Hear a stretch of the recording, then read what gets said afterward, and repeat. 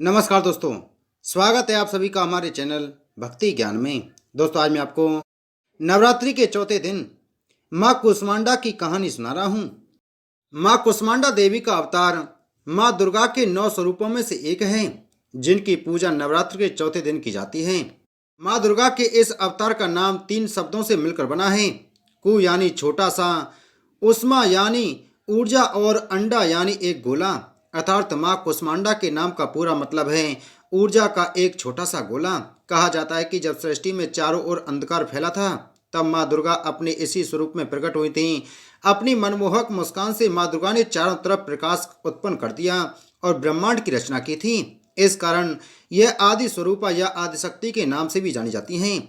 माँ कुष्मांडा को ब्रह्मांड की पहली देवी कहा गया है, जो आंतरिक शक्ति का एक रूप है। सिंह पर सवार करती हुई माँ कुष्मांडा का रूप बड़ा ही मनमोहक प्रतीत होता है और उनके मुखमंडल पर सदैव भी एक प्यारी सी मुस्कान सुशोभित रहती है। माँ कुष्मांडा की 8 भुजाएं हैं, जो 8 दिशाओं को दर्शाती हैं। इसी कारण उन्हें अष्टभुजाओं वाली भी कहा जाता है।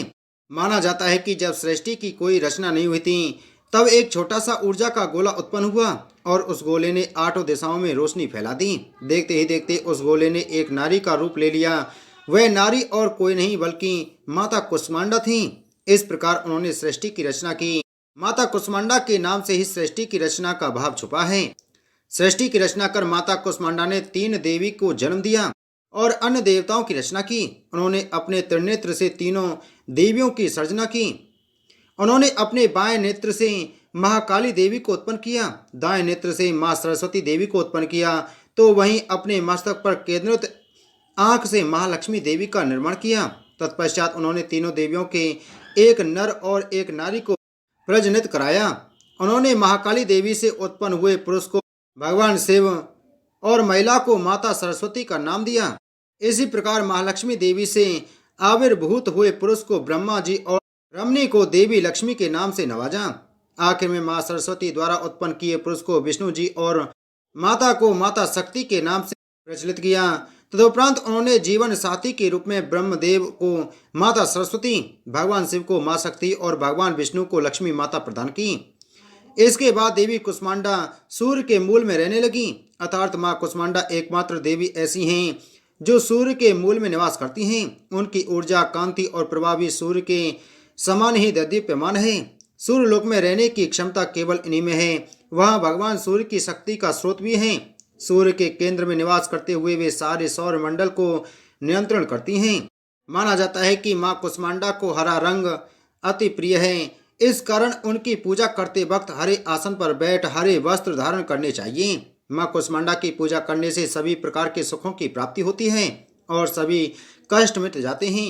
माँ कुष्मांडा आध्यात्मिक साधना में अनाहत चक्र की प्रतिनिधि मानी जाती हैं। यह चक्र हमारे सीने के मध्य में होता है, जो योग साधना का चौथा चक्र माना जाता है। इस कारण चतुर्थी के दिन माँ कुष्मांडा की पूजा करनी चाहिए, जिससे माँ सभी बीमारियों, परेशानियों और कष्टों को नष्ट कर हमें समृद्धि, शक्ति, सुख और मोक्ष प्रदान करें। माता कुष्मांडा को प्रसन्न करने के लिए उनके मंत्र का भी जाप अनिवार्य माना गया है। ओम देवी कुष्मांडे नमः। ओंकार स्वरूप वाली, अमृत से परिपूर्ण कलश को धारण करने वाली और कमल पुष्प से युक्त तेजोमय माँ कुष्मांडा के चरणों में हम सभी नमन करते हैं। नवरात्रि में चौथे दिन देवी को कुष्मांडा के रूप में पूजा जाता है। अपनी मंद हल्की हंसी के द्वारा अंड यानी ब्रह्मांड को उत्पन्न करने के कारण इस देवी को कुष्मांडा नाम से अभिहित किया गया है। जब सृष्टि नहीं थी, चारों तरफ अंधकार ही अंधकार था, तब इसी देवी ने अपने ईषद हास्य से ब्रह्मांड की रचना की थी। इसलिए इसे सृष्टि की आदि स्वरूपा या आदि शक्ति कहा गया है। इस देवी की 8 भुजाएं हैं, इसलिए अष्टभुजा कहलाई। इनके 7 हाथों में क्रमशः कमंडल, धनुष, बाण, कमल, पुष्प, अमृतपूर्ण कलश, चक्र तथा गदा हैं। 8वें हाथ में सभी सिद्धियों और निधियों को देने वाली जप माला है। इस देवी का वाहन सिंह है और इन्हें कुमड़े की बलि प्रिय है। संस्कृत में कुमड़े को कुष्मांड कहते हैं, इसलिए इस देवी को कुष्मांडा। इस देवी का वास सूर्य मंडल के भीतर लोक में है। सूर्य लोक में रहने की शक्ति, क्षमता केवल इन्हीं में है। इसलिए इनके शरीर की कांति और प्रभा सूर्य की भांति ही दीप्यमान है। इनके ही तेज से 10 दिशाएं आलोकित हैं ब्रह्मांड की सभी वस्तुओं और प्राणियों में इन्हीं का तेज व्याप्त है। अचंचल और पवित्र मन से नवरात्रि के चौथे दिन इस देवी की पूजा आराधना करनी चाहिए।